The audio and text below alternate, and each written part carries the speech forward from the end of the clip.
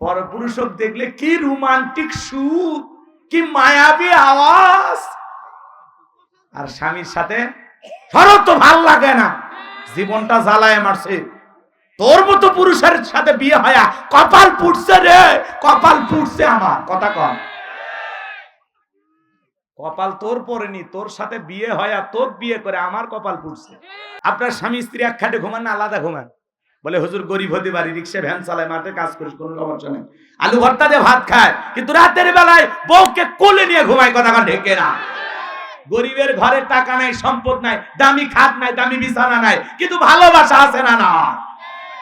হ্যাঁ, গরিবের বউ শান্তিতে আছে, কিন্তু ধনী টাকাওয়ালা সম্পদওয়ালা বউ এক খাটে ঘুমায়, স্বামী আলাদা খাটে ঘুমায়, একে অপরের সাথে দাও করেলে সম্পর্ক মেলে না। কথা কন ঠিক না?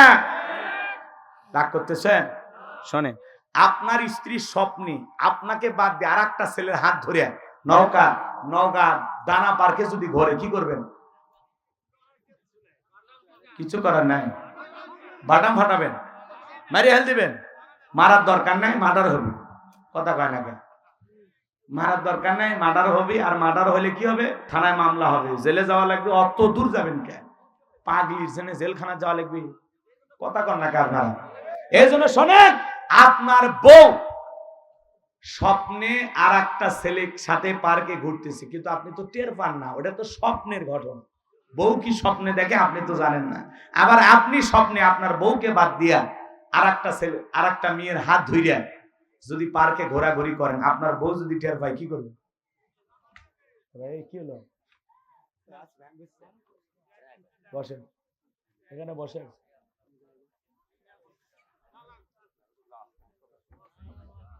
কষ্ট হচ্ছে? শোনেন, আমি আগে বলছি, মঞ্চে যারা থাকবেন ওরা বসা করবেন, একটু ধৈর্য নিয়ে থাকবেন, তাতে আমার জন্য ভালো হয়। আমার ভাইয়েরা গভীর মনোযোগ দিয়ে কথাগুলো শুনে যান। আপনি স্বপ্নে আপনার বউকে বাদ দিয়ে আর একটা মেয়ে কেনে ঘুরতেছেন, আপনার বউ যদি টের পাইতো, ঝাঁটা দিয়ে পিটায় খাট থেকে নামায় দিত। কথা বলেন ঠিক কিনা? কিন্তু স্বামী কি স্বপ্নে দেখে বউ জানে না? বউ কি স্বপ্নে দেখে স্বামী জানে না? মাঝে মাঝে স্বপ্নে দেখেন সাপ তারা করছে, ঘুমের থেকে ওটা কি সাপ খুঁজে পাওয়া যায়? মাঝে মাঝে স্বপ্নে দেখেন বাড়ি ঘরে আগুন লাগছে, পুরে সব ছাই হয়ে গেছে। বলেন তো বাজান,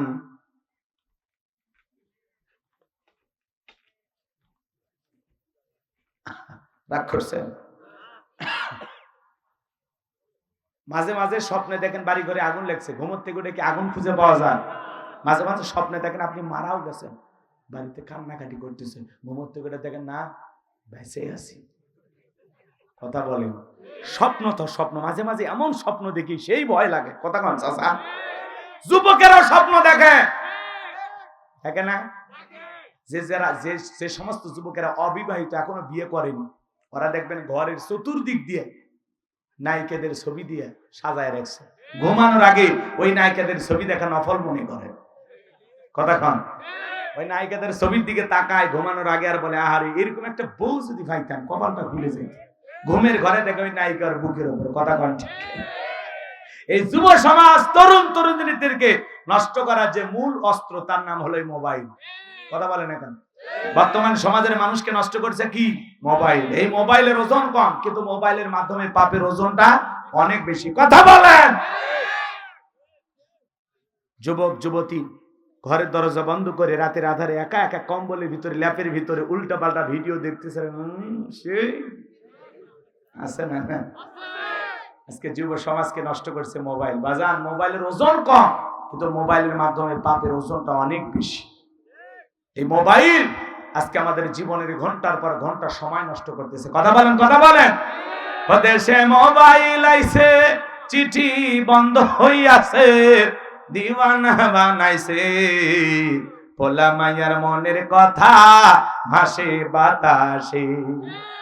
ও দেখো পোলা পানের মন বাদা ফেসবুকে, এখন মোবাইলে চ্যাটিং কইরা কাটায় সারাক্ষণ। এই মোবাইল পাইয়া দেখো রমজানের মাইয়া, এই মোবাইল পাইয়া দেখো মদনের মাইয়া, কি কাণ্ড ঘটাইছে, স্বামী সংসার রাইখা নাকি পলায়া গেছে, স্বামী সন্তান রাইখা নাকি পালায়া গেছে। 2 বাচ্চার মা, 4 বাচ্চার মা পরকীয়া প্রেম করে আরেকটা ছেলের হাত ধরে পালিয়ে যায়। যে নারী স্বামী রেখে সন্তান রেখে আরেকটা পর পুরুষের হাত ধরে পালিয়ে যেতে পারে, ওটা নারী জাতির কলঙ্ক, ওটা ডাইনি, ওটা রাক্ষসী মহিলা। কেমনে পারলি মা? ও বোন, কেমনে পারলা স্বামী রেখা আরেকটা পর পুরুষের হাত ধরতে? কেমনে পারলি? 2-3টা বাচ্চা, এদের কথা তোর মনে হইল না? কথা কর না কেন? নষ্ট গাড়ি ঠিক করা যায়, কিন্তু নষ্ট নারীকে ঠিক করা যায় না। চরিত্রহীন নারীকে এই সমাজের কোন পুরুষ ভালোবাসতে পারে না। কথা বলে ঠিক না? নারী এক আজব জিনিস। বুঝতে পারলে নিয়ামত, না বুঝতে পারলে কিয়ামত। কথা বলেন না কেন? আপনারা বলতেছেন হুজুর ছেলেদেরও দোষ আছে। আরে বেটা, দোষের দিক দিয়ে 100% মহিলারাই গিয়ে কথা বলেন না আপনারা? কারণ নারীরা যদি না চায়, হাজারো পুরুষ তার দরজায় খটখটায় কোনো লাভ হবে না। কিন্তু এখনকার মা বোনেরা দরজা খুলে বসে আছে। কথা কন, একটু পর পুরুষের সাথে মেশার জন্য, একটু কথা বলার জন্য নিজের স্বামীর সাথে ভালো ব্যবহার করে না। কথা কন, চাকরের মতো, গোলামের মতো স্বামীর সাথে তুচ্ছ তাচ্ছিল্য করে ব্যবহার করে। আর রাস্তাঘাটের পর পুরুষকে দেখলে কি মায়াবী সুর। কোথা থেকে এসেছেন, কোথায় যাবেন, আপনাকে চেনা চেনা লাগে। আছে না? না, পরপুরুষ দেখলে কি রোমান্টিক সুর, কি মায়াবী আওয়াজ। আর স্বামীর সাথে সরব তো ভাল লাগে না, জীবনটা জ্বালায় মারছে। তোর মতো পুরুষের সাথে বিয়ে হয়, কপাল পুড়ছে রে, কপাল পুড়ছে আমার। কথা কম, কপাল তোর পড়েনি, তোর সাথে বিয়ে হয়, তোর বিয়ে করে আমার কপাল পুড়ছে। এই জন্য আল্লাহ রাব্বুল আলামিন বলেন, তাবারাকাল্লাযী বিয়াদিহিল মুলকু ওয়া হুয়া আলা কুল্লি শাইইন কাদির। মহামান্বিত সেই সত্তা যার হাতে সর্বময় কর্তৃত্ব, রাজত্ব, বাবার ক্ষমতা।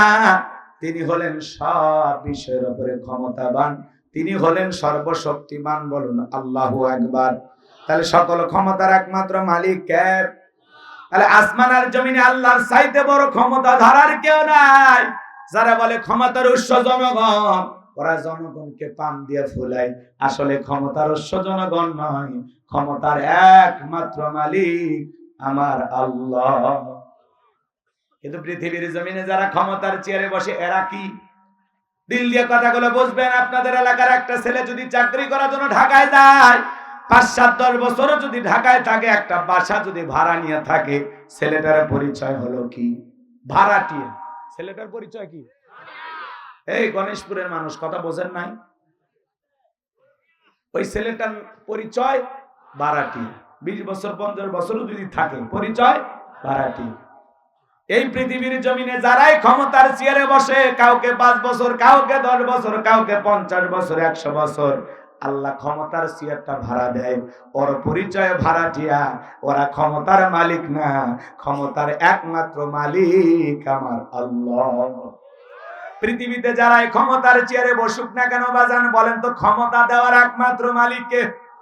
আল্লাহ রাব্বুল আলামিন বলেন, কুলিল্লাহুম্মা মালিকাল মুলকি তুতিল মুলকা মান তাশাউ ওয়া তানজিউল মুলকা মিম্মান তাশাউ ওয়া তুইজ্জু মান তাশাউ ওয়া তুযিল্লু মান তাশাউ বিয়াদিকাল খায়র ইন্নাকা আলা কুল্লি শাইইন কাদির।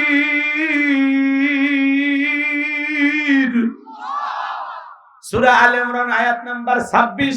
আল্লাহ রাব্বুল আলামিন জানায়া দিলেন, রাজত্ব দেওয়ার মালিক আমি আল্লাহ, ক্ষমতার চেয়ারে বসানোর মালিক কে? ক্ষমতার চেয়ারে বসাইলে লোকটাকে সম্মান দেওয়া হয় এমনটা নয়। ক্ষমতার সম্মান দুইটা ভিন্ন জিনিস। এই পৃথিবীর জমিনে অনেক মানুষকে ক্ষমতার চেয়ারে বসাইয়াও বেয়াদবি করার কারণে, দাম্ভিকতা, অহংকার করার কারণে জুতার বাড়ি খাওয়ায় ক্ষমতার চেয়ার থেকে বিদায় করছেন। তিনি কে? কথা বলেন, আজ কি বুঝতেছেন? খালি নরম হজ করলে হবে না, অবস্থা এখন নরম না, অবস্থা এখন গরম। কথা কন নাকি আপনারা? শোনেন, ক্ষমতার চেয়ারে বসায়া পৃথিবীর জমিনে অনেক মানুষকে আল্লাহ জুতার বাড়ি খাওয়াইছে। কথা বলেন, বেয়াদবি করছিল, নমরুদকে জুতার বাড়ি খাওয়ায় ক্ষমতার চেয়ার থেকে বিদায় করছে কে? বুশকে জুতার বাড়ি খাওয়াইছে কে? শ্রীলঙ্কার দিকে তাকায় দেখলেন না, যারা ক্ষমতার চেয়ারে বসে জুলুম করেছিল, জনগণ অত্যাচার নির্যাতন সহ্য করতে না পেরে শ্রীলঙ্কার নেতাদেরকে কাপড় খুলে ক্ষমতার চেয়ার থেকে নামাইছে। কথা বলে ঠিক কিনা? ভাগ্যিস ভালো সেদিন হাফ প্যান্ট পরা ছিল, তাছাড়া নতুন ইতিহাস হইতো। কথা কন না কেন? কয়েকদিন আগে নেপালের প্রেসিডেন্ট পালাইছে না, নেপালের প্রধানমন্ত্রী পালাইছে। কথা বলেন না কেন?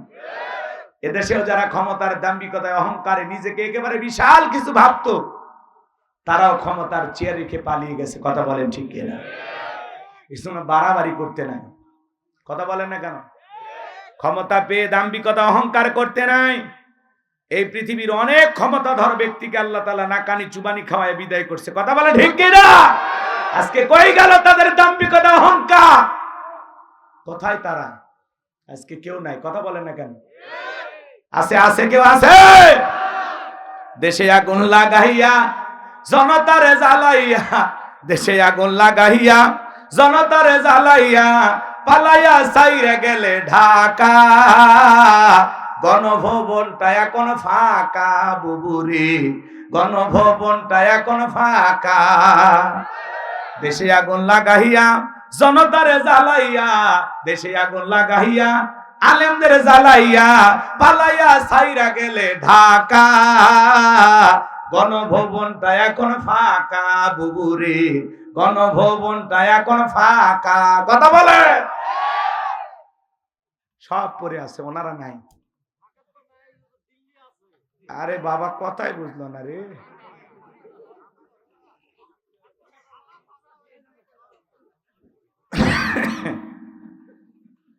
সাইরা গেছে ঢাকা, দিল্লিতে করছে দেখাই তো, ও তো বুঝছি। এটাকে নতুন করে বলা লাগবে, উনি আবার আসবে, কালকে ঢুকবে এই দেশে, রেডি থাকেন।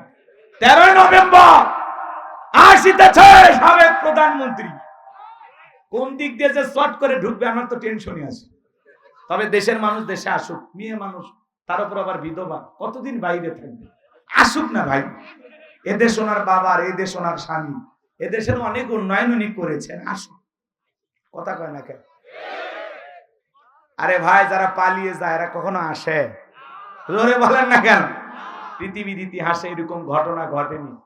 আর আল্লাহ ওনাদের এমন ভাবে পতন ঘটিয়েছে, প্রধানমন্ত্রী থেকে শুরু করে ইউনিয়ন পর্যায়ের নেতা পর্যন্ত পালিয়ে গেছে, মসজিদের হুজুর পর্যন্ত পালিয়ে গেছে। কথা কর, কথা কর।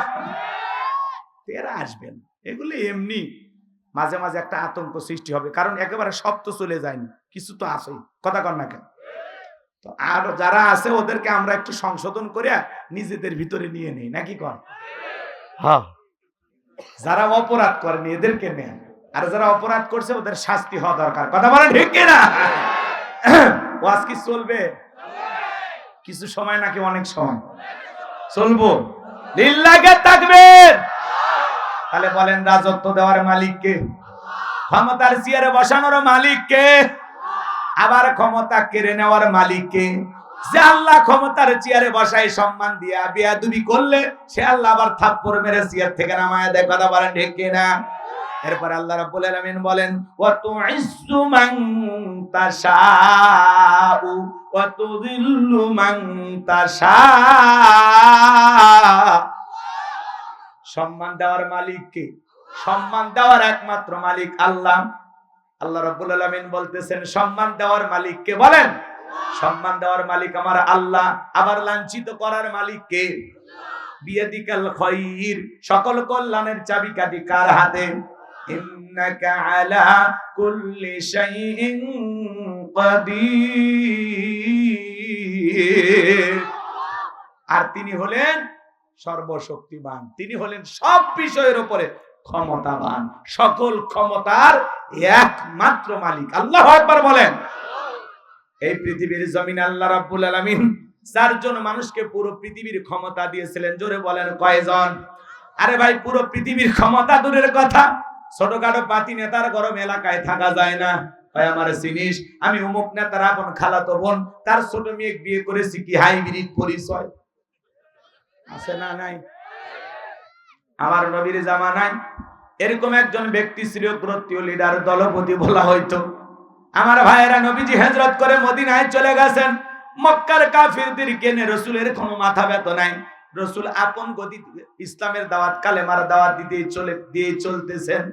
কিন্তু মক্কার মহাবীর আমর প্রতিমার সামনে দাঁড়ায়া, লাত, উজ্জা, দেবদেবী, সরস্বতী, রাধা, কৃষ্ণ, ভগবতী প্রতিমাগুলোর সামনে দাঁড়ায়া দেখে বলতেছে, যতক্ষণ আব্দুল্লাহর বেটা মুহাম্মদ বলেন সাল্লাল্লাহু আলাইহি সাল্লামের দেহ থেকে কাল্লা না ফেলাইতে পারবো, ততক্ষণ পর্যন্ত আমি এক ফোঁটাও পানি পান করব না। জোরে কোন নাউযুবিল্লাহ। আমার নবীর দেহ থেকে কাল্লা ফেলাইতে চাই, বলেন তো বাজান, আমার নবী কি আর পাকা ধানে মই দিয়েছে? আর বাড়িতে চুরি করতে গেছে? আপনার আমার নবীর কি কোনো অপরাধ আছে? নবীর কোনো অপরাধ নাই। নবী কালেমার দাওয়াতে ইসলামের প্রচার প্রসার করে, এক আল্লাহর পথে মানুষকে আহ্বান করে। এটাই কাফিরদের সহ্য হইতো না। ওরা ভাবে আমরা 33 কোটি দেবতা মানি, তাই কত সমস্যা। এক আল্লাহকে মানলে সব সমস্যার সমাধান, এটা ওরা বিশ্বাস করতো না। আমার ভাইয়েরা, প্রতিমার সামনে শপথ গ্রহণ করলেন নবীজির দেহ থেকে কাল্লা আলাদা করে দেবেন। এই ঘোষণা দিয়া মদিনার পথে রওনা করেছেন। আল্লাহ রাব্বুল আলামিন এই তথ্যটা, এই সংবাদটা বিশ্ব নবীর কানে পৌঁছায় দিলেন। নবী গো, ওই মক্কার মহাবীর আমর আপনার মাথা নেওয়ার ঘোষণা করে রওনা করেছেন। এই কথা শোনার পর নবী আমার টেনশনে পড়ে গেলেন, কি করা যায়? সাহাবায়ে কেরামদেরকে বললেন, ও আমার সাহাবীরা, মক্কার মহাবীর আমর আমার মাথা নেওয়ার ঘোষণা করে রওনা করেছে, তোমরাই বলো কি করা যায়? হযরত ওসমান রাদিয়াল্লাহু তাআলা ডেকে বলেন, নবী, আপনি আল্লাহর এত বড় পয়গম্বর, আপনি আল্লাহর কাছে দোয়া করেন, ওই মক্কার মহাবীর আমর আপনার কাছে পৌঁছার আগে ওরা হাত পাল্লা যেন প্যারালাইজ করে দেয়, আপনার কাছে পৌঁছানোর ক্ষমতা যেন না থাকে। নরম মানুষ দোয়ার পক্ষে। এই কথা শোনার পরে আল্লাহ রাসূল হাত তুলে দোয়া করা শুরু করে দিলেন, আল্লাহ, ওই মক্কার মহাবীর আমর আমার কাছে পৌঁছার আগে ওর হাত পা প্যারালাইজ করে দেন। বলতে দেরি আসমান থেকে আল্লাহ জিবরাইলকে পাঠাইতে দেরি করলেন না। আমার আল্লাহ বলে, জিবরাইল, আর করিস না দেরি, আমার নবীজিকে জানায়া দাও তাড়াতাড়ি। আমি আল্লাহ রাব্বুল আলামিন শুধু দুই হাত দোয়া করার জন্য দেই নাই, মাঝে মাঝে জালিম আর বেঈমানদেরকে সাইজ করার জন্য ওই দুই হাতে লাঠিও তুলে নেওয়া লাগবে। বলেন আল্লাহু আকবার। নবী তখন হাত মুখে না লাগাইয়া হাঁটুর উপরে রেখে দিলেন। আমরা অনেকে দোয়া করি, অনেকে দোয়া করে আর এরকম দড়ি পাকায়। চাচা বোঝেন না, আগেকার মুরব্বীর এরকম দড়ি পাকাইতো। অনেকে মোনাজাত করে আর এরকম পেশার মাপে। আছে না নাই? সব জায়গায় কি দোয়া দিয়ে কাজ হয়? এই গ্রামের নাম বলবো না, অন্য আর একটা গ্রামের নাম বলবো না? এই গ্রামের নাম না বলে ভালো। এমনিতে আপনারা কাষ্টগাড়ির মানুষ, খালি ওই আকারটা বাদ দিলে কষ্টের গাড়ি হয় নাকি কন? হ্যাঁ, রাগ করতেছেন তো? মনে করেন পাশে একটা গ্রাম আছে মাহমুদপুর, এমনি নাম বললেন, উদাহরণ দেওয়ার জন্য। আছে, মিলে গেছে তাহলে, ঠিক আছে। মনে করেন এই মাহমুদপুরে প্রতিদিন চুরি হয়, টাকা পয়সা চুরি হয়, গহনা গাড়ি চুরি হয়, গরু ছাগল চুরি হয়, এমনকি মাঝে মাঝে সুন্দরী বউ চুরি হয়। চোরের অত্যাচারে গ্রামে থাকা কঠিন।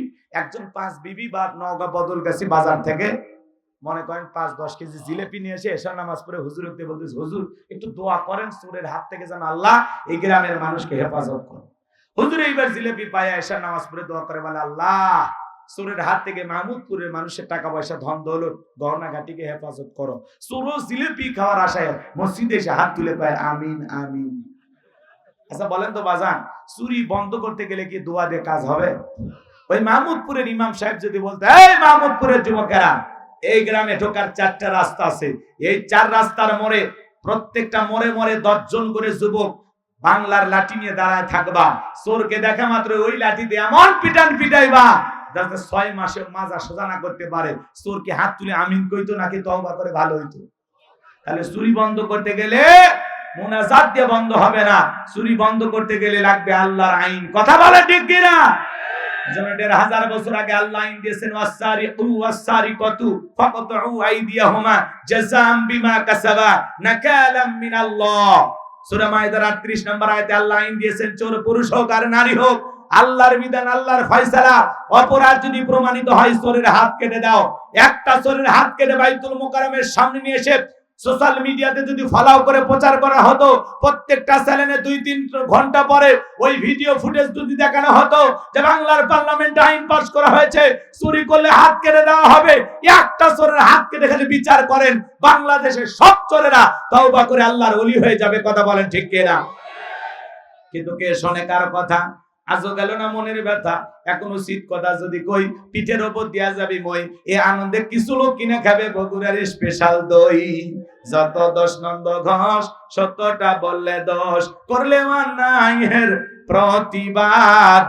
নামটা হবে তোমার মৌলবাদ, নামটা হবে তোমার জঙ্গিবাদ। কথা বলেন।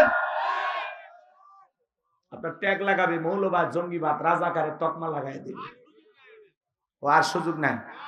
এগুলো স্লোগান শুনতে শুনতে মানুষের মুখস্থ হয়ে গেছে, এগুলো মানুষ আর বিশ্বাস করে না। তার মানে মুরব্বী আমার সাথে একমত, রাজাকার রাজাকার খেলার দিন শেষ, মৌলবাদ মৌলবাদ স্লোগান দেওয়ার দিন শেষ, জঙ্গির নাটক সাজানোর দিন শেষ। আগামীতে ইসলামের বাংলাদেশ। এই জন্য আলেমদেরকে আর মিথ্যা অপবাদ দিয়া, তহমত দিয়া, উল্টা পাল্টা মন্তব্য করে এদেশের আলেমদেরকে আর লাঞ্ছিত করা যাবে। কষ্ট হইতেছে আমার কথা? সম্মানিত ভাইরা আমার, নেতা কেন আল্লাহর আইন চালু করে না? কারণ জানে এই হাত দিয়ে আমি যে পরিমাণে দুর্নীতি করছি, প্রথম হাত নেতারটা কাটা যাবে। কার হাত? এই জন্য নেতা আল্লাহর আইন চালু করে না। গ্রাম অঞ্চলে মা বোনেরা বলে না সরিষায় ভোদে পোলা পান। আপনারা তো অস্থির হয়েছেন, মাদ্রাসায় যাইবা? যাক যাক বাবা যাও। আচ্ছা, আপনারা অস্থির হচ্ছেন, অন্তত 12টা পর্যন্ত একটু ধৈর্য নিয়ে থাকেন, তারপরে ভালো না লাগলে দোয়া করে দেবেন। লিল্লাহি তাকবীর। আমার ভাইরা, তাহলে চুরি বন্ধ করতে হলে লাগবে কার আইন? আল্লাহর আইন এই সমাজে চালু আছে? নাই, কিন্তু চালু করার দরকার আছে না নাই? কারা কারা এই জমিনে আল্লাহর আইন চান একটু হাত তুলে দেখান তো দেখি। লিল্লাহি তাকবীর। আল্লাহ এই জমিনকে ইসলামের জন্য কবুল করুন। একটু জোরে বলেন আমিন। সম্মানিত ভাইরা আমার, লম্বা করার কোনো সুযোগ নাই। নবী আমার হাত নামায় ফেললেন, টেনশনে বলে গেলেন কি করা যায়। জিবরাইল ডেকে বলে, নবী সাহাবায়ে কিরামদের মধ্যে ঘোষণা করেন এমন কেউ কি আছে যে মক্কার মহাবীর আমরের মোকাবেলা করবে? নবী তখন ডেকে বলেন, আমার সাহাবীরা, মক্কার মহাবীর আমর আমার মাথা নেওয়ার ঘোষণা করে রওনা করেছে। তোমাদের মধ্যে এমন কেউ কি আছো যে মক্কার মহাবীর আমরের মোকাবেলা করাবা? নবীর কোন সাহাবী দাঁড়ায় না। কিছু সময় পরে হযরত আলী দাঁড়িয়ে গেলেন। বলুন আল্লাহু আকবার। নবী ডেকে বলে, আলী রে, কেন তুমি দাঁড়াইছো? তুমি কি জানো ওই মক্কার মহাবীর আমর এক বেলা খাবার খায় 21 কেজি, 3.5 মণ ওজনের তরবারি যুদ্ধ করো, এত বড় বীরের সামনে তুমি কেমনে যাইবা? ও আলী তুমি বসে পড়ো। নবীজি দ্বিতীয়বার বললেন, আবার হযরত আলী দাঁড়িয়ে গেছেন। নবীজি তখন তৃতীয়বার বললেন, আবার হযরত আলী দাঁড়িয়ে গেছেন। নবী তখন দুইটা হাত বাড়ায় বলে, আলী রে, আয় আয় আমার বুকের ভিতরে আয়। এই কথা বলে হযরত আলীকে নবী বুকের সঙ্গে জড়ায় নিলেন, আর ডেকে বলে, আলী এত বড় বীরের সামনে যাইবি, তোর জানি কি একটু মায়া দয়া লাগে না, একটু কি ভয় করে না? হযরত আলী ডেকে বলে, নবী আমার ভিতরের ঈমান বলতেছে ওই মক্কার মহাবীর আমর আপনার চেহারা দেখার আগে ওরে আমি জমিন থেকে বিদায় করে দেব। বলেন আল্লাহু আকবার। এই বাহার নবী ডেকে বলে, আলী খালি হাতে দোয়া করলে হবে না। ওসমান তোমার বাড়িতে কি তরবারি আছে? হযরত ওসমান ডেকে বলে, হ্যাঁ আমার বাড়িতে একটা তরবারি আছে, 27 ইঞ্চি লম্বা। নবী ডেকে বলে, যাও তরবারিটি নিয়ে আসো। হযরত ওসমান তরবারি নিয়ে আসলেন। এখন তো তরবারির কথা শুনলে আমাদেরকে জঙ্গি বলে, কথা বলেন ঠিক কিনা? হযরত আলীর হাতে নবীজি তরবারি ধরায় দিলেন। হযরত আলী তরবারি পায় মারছে দৌড়, দৌড়াইতে দৌড়াইতে দৌড়াইতে আমরের মুখোমুখি যখন হয়ে গেছে, এইবার হযরত আলীকে দেখা মাত্রই আমর ডেকে বলে, কি রে পিচ্চি আলী, তুই কেন আমার সামনে? হযরত আলী বলতেছে, পিচ্চি না কি পরে বুঝাইতেছে, কোন আল্লাহু আকবার। কথা আছে ছোট মরিচের ঝাল বেশি। বাড়িতে ঢুকছে চোর, বাড়িওয়ালা ল্যাংরা, দুইটা পা নাই, কিছু না পারুক, খালি জবান দিয়ে যদি একবার আওয়াজ দেয়, কে রে, চোর থাকবি না, ভাগে দৌড় মারবি। একটা আওয়াজে অনেক কিছু ঘটে। মুসলমানেরা যদি আজও নারায়ে তাকবীর হুঙ্কার দিয়ে ময়দানে নামতে পারে, আল্লাহু আকবার স্লোগানকে হাতিয়ার বানাইতে পারে, বাতিলেরা লঙ্গি পরার টাইম পাবে না। কথা বলেন ঠিক কিনা? তো মুসলমান শুনতে গেছে। আল্লাহ আকবার, আল্লাহ, শরীরই চলে না। লিল্লাহে তাকবীর, আওয়াজ হলো লিল্লাহে তাকবীর, কোন মতে হয়েছে? একটু সচেতন হন। নারায়ে তাকবীর, আল্লাহু আকবার হুঙ্কার শুনে বাতিলের থর থর করে কাঁপবে। আপনার আওয়াজে একটা দেশ জয় হয়ে যাবে। কথা কর না কেন? যুদ্ধ করা লাগবে না, জীবনও দেওয়া লাগবে না, খালি কণ্ঠ দেন, আওয়াজ দেন, এ আমরা মুসলমান রে। কি মনে করিস ধরি না দেখে একেবারে সিলে ফেলে দেব, সিলে ফেলে দেব, ভালো হয়ে যা, সার দিছি। কথা কর না কেন? মুসলমান ধরে ধরে না, যেদিন ধরবে বাঘের থাবা ফেল। কথা কন ডেকে না, একেবারে কলজে পর্যন্ত সিলে ফেল। বেড়া কিছু কই না দেখেন না, সোজা হয়, ভালো হয়। কথা কন, রাগ করতেছেন মনে হয় আমার ভাইয়েরা। হযরত আলী এবার তরবারি দিয়ে দাগ টানতেছেন আর একটা দোয়া পড়তেছেন। এই দোয়াটা যদি আপনারা করে বাড়ির চতুর্দিকে ফু দিতে পারেন, বড় বড় দুর্ঘটনার হাত থেকে আল্লাহ আপনার ঘরকে হেফাজত করবেন। বলবো সেই দোয়া কি? শোনেন শোনেন, হযরত আলী এবার দোয়াটা পড়তেছেন আর দাগ টানতেছেন। এরকম দাগ টানা হয়ে গেল, তরবারিটা উঁচু করে বলে, এই মক্কার মহাবীর আমর, তোর যদি সাহস থাকে দাগটা পার হয়ে নবীজির কাল্লা নিতে যা। এ আয় আয়, খেলা হবে, আয় আয়, দাগটা পার হ। আল্লাহু আকবার বলে।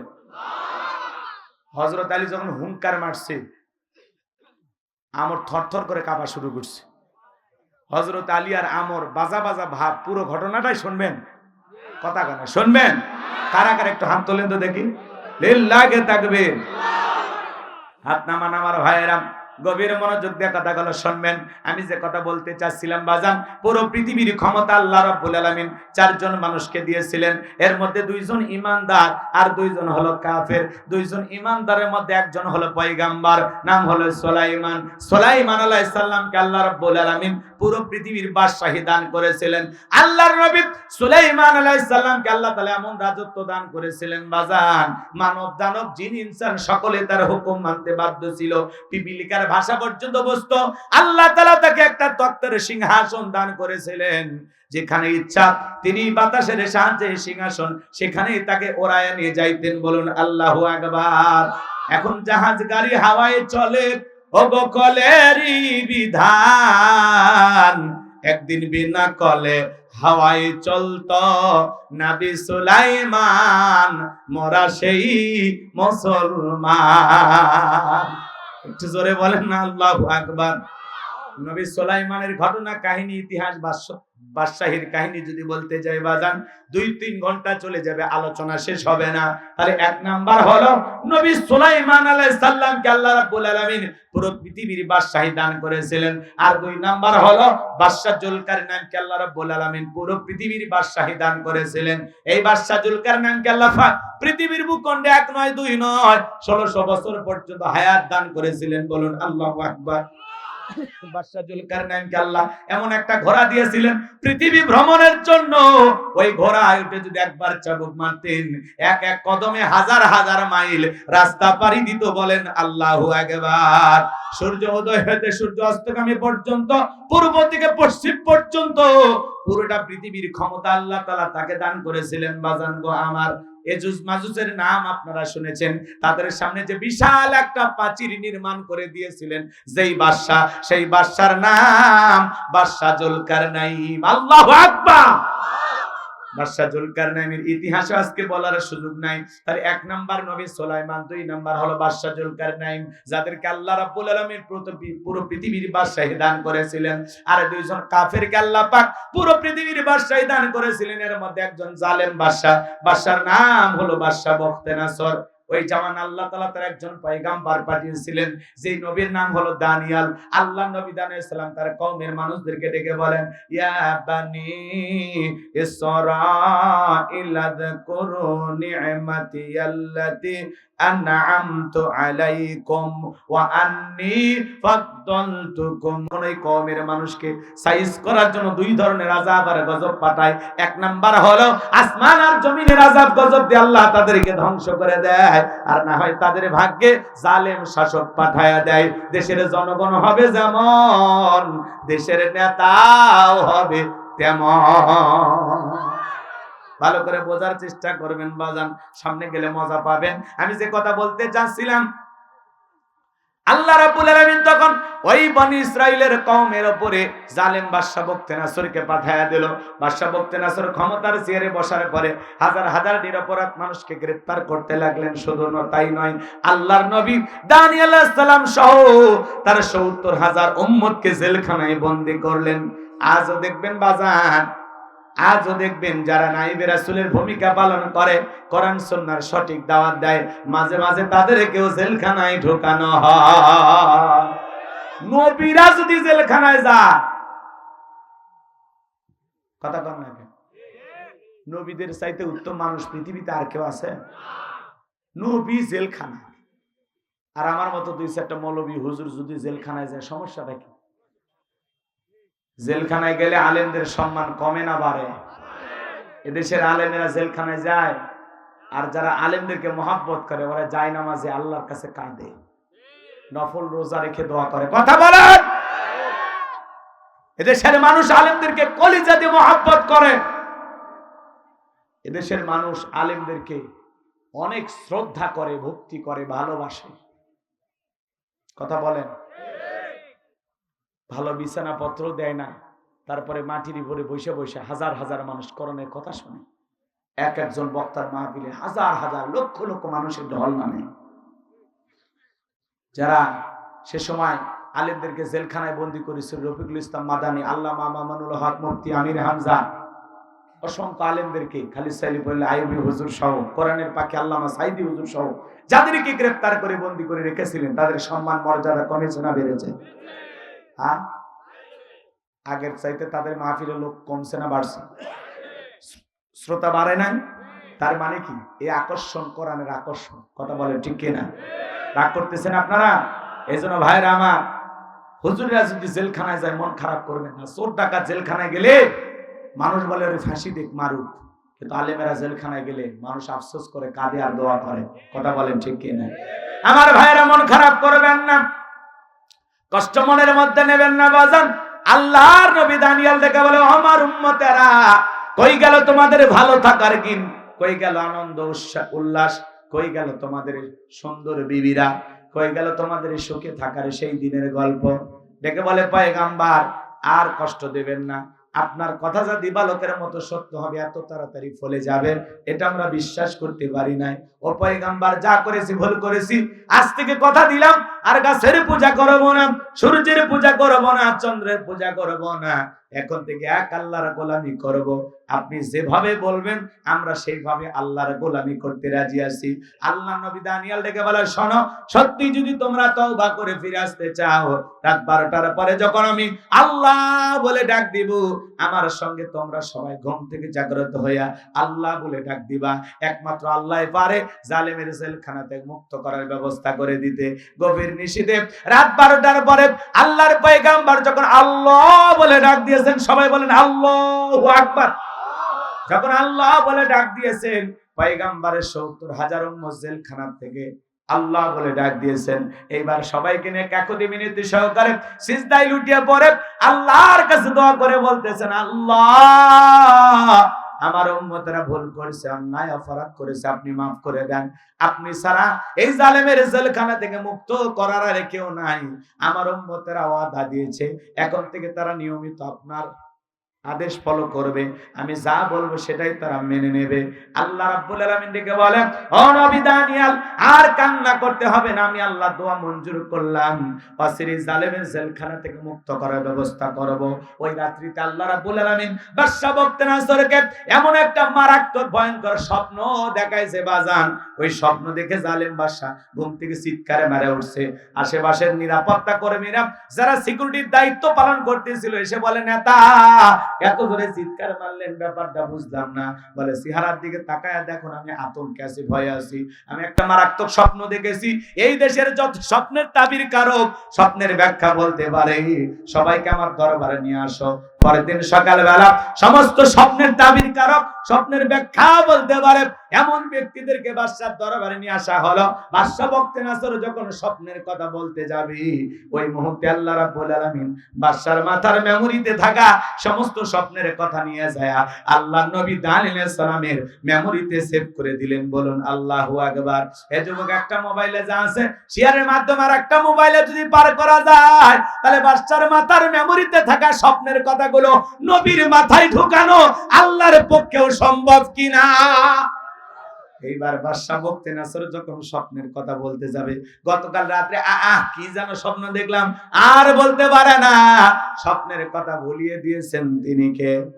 এইবার বাদশা মুহূর্তের মধ্যে ডায়লগ পরিবর্তন করে বলে, শোনো, গতকাল রাত্রে স্বপ্নে কি দেখেছি, এই স্বপ্নের ব্যাখ্যা কি হবে, দুইটাই তোমাদেরকে বলা লাগবে, না হলে আমি তোমাদেরকে ছাড়বো না। জনগণ ডেকে বলে, বাদশাহ তো পাগলামি কথা, স্বপ্নের কথা আপনি বলবেন আর আমরা স্বপ্নের ব্যাখ্যা দেব, কিন্তু আপনার স্বপ্নে কি দেখেছেন এইটা তো আমাদের পক্ষে বলা সম্ভব নয়। বাদশাহ কি স্বপ্নে দেখেছে দেশের জনগণ কি জানে? কথা কম না কেন? এই যুবক,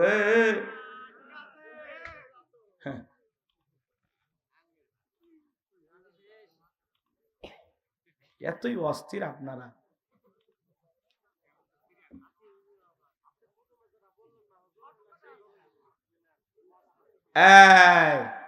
যাক, তুমি মনের কথা কইছো ভাই, তোমার ধন্যবাদ। কারণ এত অস্থির লোক দিয়ে তো ওয়াজ হবে না। ওয়াজ শুনবে গেলে ধৈর্য নিয়ে আসা লাগবে। একটা আয়াতের কিছু ঘটনা কেবল বলতেছি, আর একটা আয়াত আছে না, না এত অস্থির হয়েছেন কেন? সময় মতো আমরা ছেড়ে দেবো, একেবারে ফজরের নামাজ পড়তে যেন কষ্ট হয় এমন তো করবো না, তার আগে আমরা ছেড়ে দেবো ইনশাআল্লাহ। একটা তাকবীর দেন, লিল্লাহি তাকবীর। শোনেন শোনেন, সামনে গেলে মজা আছে। আচ্ছা, বাদশা স্বপ্নে কি দেখেছে দেশের মানুষ জানেন? আরে ওই বাদশার কথা বাদ দেন, আপনার স্বামী স্ত্রী এক খাটে ঘুমান না আলাদা ঘুমান? বলে, হুজুর গরিব হতে পারি, রিক্সা ভ্যান চালায়, মাঠে কাজ করিস, কোনো সমস্যা নেই, আলু ভর্তা দিয়ে ভাত খায়, কিন্তু রাতের বেলায় বউকে কোলে নিয়ে ঘুমায়। কথা কান ঢেকে না? গরিবের ঘরে টাকা নাই, সম্পদ নাই, দামি খাট নাই, দামি বিছানা নাই, কিন্তু ভালোবাসা আছে না? না, হ্যাঁ, গরিবের বউ শান্তিতে আছে, কিন্তু ধনী টাকাওয়ালা সম্পদওয়ালা বউ এক খাটে ঘুমায়, স্বামী আলাদা খাটে ঘুমায়, একে অপরের সাথে দাও করেলে সম্পর্ক মেলে না। কথা কন ঠিক না? রাগ করতেছেন? শোনেন, আপনার স্ত্রীর স্বপ্নে আপনাকে বাদ দিয়ে আর একটা ছেলের হাত ধরে নওগাঁ দানা পার্কে যদি ঘরে, কি করবেন? কিছু করার নাই, বাটাম ফাটাবেন, মারি হেল দিবেন। মারার দরকার নাই, মার্ডার হবে। কথা কয় না কেন? মারার দরকার নাই, মার্ডার হবে। আর মার্ডার হলে কি হবে? থানায় মামলা হবে, জেলে যাওয়া লাগবে। অত দূর যাবেন কেন? পাগলির জন্য জেলখানা যাওয়া লাগবে। কথা কন না কার? এই জন্য শোনেন, আপনার বউ স্বপ্নে আর একটা ছেলের সাথে পার্কে ঘুরতেছে, কিন্তু আপনি তো টের পান না, ওটা তো স্বপ্নের ঘটনা। বউ কি স্বপ্নে দেখে আপনি তো জানেন না। আবার আপনি স্বপ্নে আপনার বউকে বাদ দিয়া আর একটা ছেলে আর একটা মেয়ের হাত ধইরা যদি পার্কে ঘোরাঘুরি করেন, আপনার বউ যদি টের পায়, কি করবো? কি হলো? বসেন, এখানে বসেন।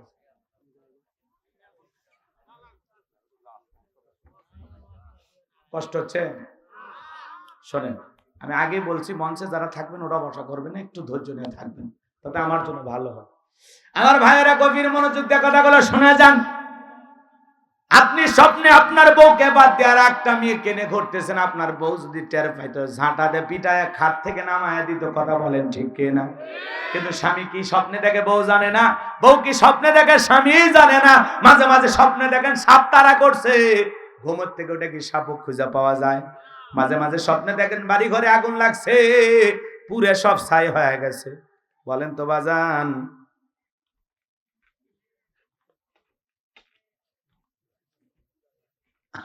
রাগ করছেন? মাঝে মাঝে স্বপ্নে দেখেন বাড়ি ঘরে আগুন লাগছে, ঘুমোর থেকে উঠে কি আগুন খুঁজে পাওয়া যায়? মাঝে মাঝে স্বপ্নে দেখেন আপনি মারাও গেছেন, বাড়িতে কান্নাকাটি করতেছে, ঘুমোর থেকে উঠে দেখেন না বেঁচে আছি। কথা বলেন, স্বপ্ন তো স্বপ্ন, মাঝে মাঝে এমন স্বপ্ন দেখি সেই ভয় লাগে। কথা কন চাচা? যুবকেরাও স্বপ্ন দেখে, দেখে না? যে সমস্ত যুবকেরা অবিবাহিত এখনো বিয়ে করেনি, ওরা দেখবেন ঘরের চতুর্দিক দিয়ে নায়িকাদের ছবি দিয়ে সাজায় রাখছে, ঘুমানোর আগে ওই নায়িকাদের ছবি দেখা নফল মনে করে। কথা কন? ওই নায়িকাদের ছবির দিকে তাকায় ঘুমানোর আগে আর বলে আহারে এরকম একটা বউ যদি পাইতাম কপালটা খুলে যেত। ঘুমের ঘরে দেখে ওই নায়িকার বুকের উপর। কথা কন?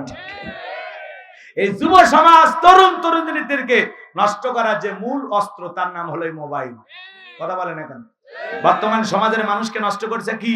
মোবাইল। এই মোবাইলের ওজন কম, কিন্তু মোবাইলের মাধ্যমে পাপের ওজনটা অনেক বেশি। কথা বলেন? যুবক যুবতী ঘরের দরজা বন্ধ করে রাতের আধারে একা একা কম্বলের ভিতরে ল্যাপের ভিতরে উল্টা পাল্টা ভিডিও দেখতেছে। সেই আছে না? আজকে যুব সমাজকে নষ্ট করছে মোবাইল। বাজান, মোবাইলের ওজন কম, কিন্তু মোবাইলের মাধ্যমে পাপের ওজনটা অনেক বেশি। এই মোবাইল আজকে আমাদের জীবনের ঘন্টার পর ঘন্টা সময় নষ্ট করতেছে। কথা বলেন? কথা বলেন? দেশে মোবাইল আইছে, চিঠি বন্ধ হইয়াছে, দিওয়ানা বানাইছে, পোলা মাইয়ার মনের কথা ভাসে বাতাসে। ও দেখো পোলা পানের মন বাদা ফেসবুকে এখন, মোবাইলে চ্যাটিং কইরা কাটায় সারাক্ষণ। এই মোবাইল পাইয়া দেখো রমজানের মাইয়া, এই মোবাইল পাইয়া দেখো মদনের মাইয়া কি কাণ্ড ঘটাইছে, স্বামীর সংসার রাইখা নাকি পলায়া গেছে, স্বামীর সন্তান রাইখা নাকি পালায়া গেছে। 2 বাচ্চার মা, 4 বাচ্চার মা পরকীয়া প্রেম করে আরেকটা ছেলের হাত ধরে পালিয়ে যায়। যে নারী স্বামী রেখে সন্তান রেখে আর একটা পর পুরুষের হাত ধরে পালিয়ে যেতে পারে, ওটা নারী জাতির কলঙ্ক, ওটা ডাইনি, ওটা রাক্ষসী মহিলা। কেমনে পারলি মা? ও বোন, কেমনে পারলা স্বামী রেখা আর একটা পর পুরুষের হাত ধরতে? কেমনে পারলি? 2-3টা বাচ্চা, এদের কথা তোর মনে হইল না? কথা কর না কেন? নষ্ট গাড়ি ঠিক করা যায়, কিন্তু নষ্ট নারীকে ঠিক করা যায় না। চরিত্রহীন নারীকে এই সমাজের কোন পুরুষ ভালোবাসতে পারে না। কথা বলে ঠিক না? নারী এক আজব জিনিস, বুঝতে পারলে নিয়ামত, না বুঝতে পারলে কিয়ামত। কথা বলেন না কেন? আপনারা বলতেছেন হুজুর ছেলেদেরও দোষ আছে। আরে বেটা, দোষের দিক দিয়ে 100% মহিলারাই গিয়ে। কথা বলেন না আপনারা? কারণ নারীরা যদি না চায়, হাজারো পুরুষ তার দরজায় খটখটায় কোনো লাভ হবে না। কিন্তু এখনকার মা বোনেরা দরজা খুলে বসে আছে। কথা কন? একটু পর পুরুষের সাথে মেশার জন্য, একটু কথা বলার জন্য নিজের স্বামীর সাথে ভালো ব্যবহার করে না। কথা কন? চাকরের মতো, গোলামের মতো স্বামীর সাথে তুচ্ছ তাচ্ছিল্য করে ব্যবহার করে। আর রাস্তাঘাটের পর পুরুষকে দেখলে কি মায়াবী সুর, কোথা থেকে এসেছেন, কোথায় যাবেন, আপনাকে চেনা চেনা লাগে। আছে না? না? পরপুরুষক দেখলে কি রোমান্টিক সুর, কি মায়াবী আওয়াজ। আর স্বামীর সাথে শরৎ তো ভাল লাগে না, জীবনটা জ্বালায় মারছে। তোর মতো পুরুষের সাথে বিয়ে হয়া কপাল পুড়ছে রে, কপাল পুড়ছে আমার। কথা কন? কপাল তোর পড়েনি, তোর সাথে বিয়ে হয়া তোর বিয়ে করে আমার কপাল পুড়ছে।